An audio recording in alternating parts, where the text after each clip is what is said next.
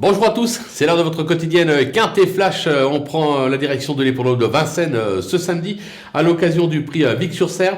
On va évoluer sur 2850 mètres, la grande piste, 16 partants.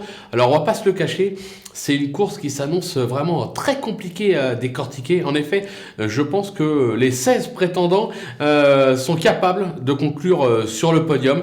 Il va falloir faire des choix entre les Français, les étrangers. Ils partent tous au même poteau. J'ai pris des risques. J'ai fait un petit mixte entre des bases solides et quelques outsiders amusants. On va croiser les doigts en essayant de faire le job comme d'habitude.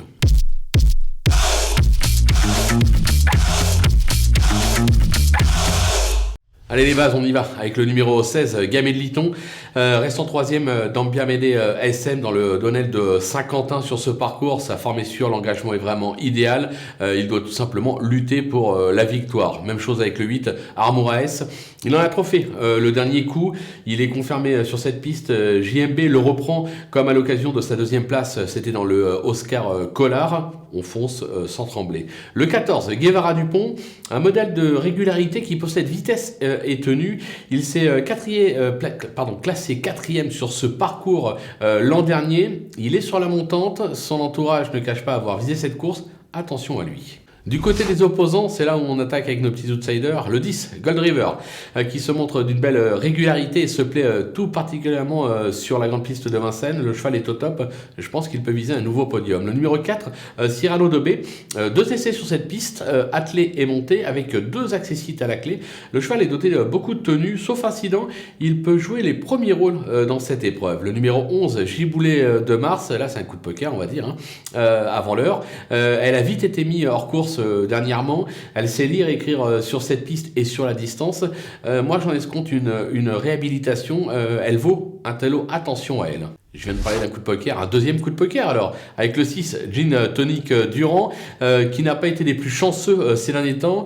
Il sait s'adapter à cette piste. À l'issue d'un parcours limpide, lui aussi est capable de venir brouiller les pistes.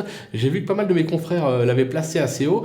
Ils sont méfiants, moi également, attention à lui. Les outsiders, ils sont nombreux. Avec l'As, Amour del Ronco, qui ne sera pas le cheval de tout le monde. Le cheval n'était pas battu pour un podium dernièrement sur cette piste avant de faire sa faute. Sage, il est capable de se réhabiliter totalement. D'ailleurs, son entourage dit que c'est un cheval qui est capable de monter au niveau groupe. Attention à lui. Le 7, Aura SL, elle a trouvé que Usain Toll, pour la devancer dernièrement sur ce parcours, elle est confiée à Christophe Martens pour l'occasion. Elle peut encore s'illustrer. Le numéro 5, Tabasco CD, il a montré quelques moyens en Scandinavie et c'est déjà bien comporté sur cette piste.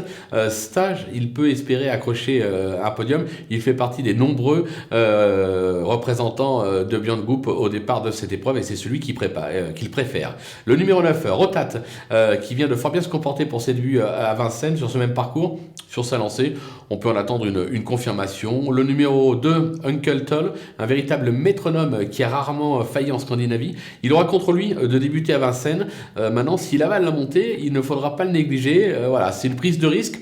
S'il fait bien Vincennes, je le répète, attention à lui, il peut vraiment faire très mal dans cette épreuve. Le numéro 13, Guérande, sa forme est sûre, comme l'atteste son récent succès sur un 2100 mètres. Elle possède également un brin de tenue. Bon, moi je la préfère face aux seules femelles. Il y a les mâles, cette fois-ci, c'est un peu plus compliqué, mais on ne peut pas l'écarter. Comme le numéro 3, Zveka Palema, qui m'a un peu laissé sur ma faim le dernier coup, sans être tout à fait ridicule, puisqu'elle s'est classée quatrième. Maintenant, la régularité n'est pas son fort. Elle aussi, elle dépend de Beyond Group.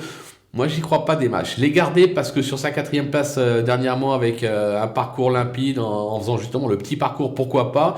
Mais s'il y en a une à éliminer en plus dans cette épreuve, c'est celle-là. Les délaissés, là aussi prise de risque, avec le 12.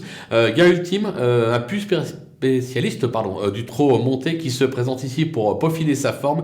L'impasse est franchement conseillée. Je pense que c'est celui qu'on peut éliminer totalement de la course sans aucun regret. Et on conclut avec le 15, Gibson Creek, qui n'a jamais véritablement convaincu sur cette piste, excepté quelques survaleurs. Parfois, ça lui arrive.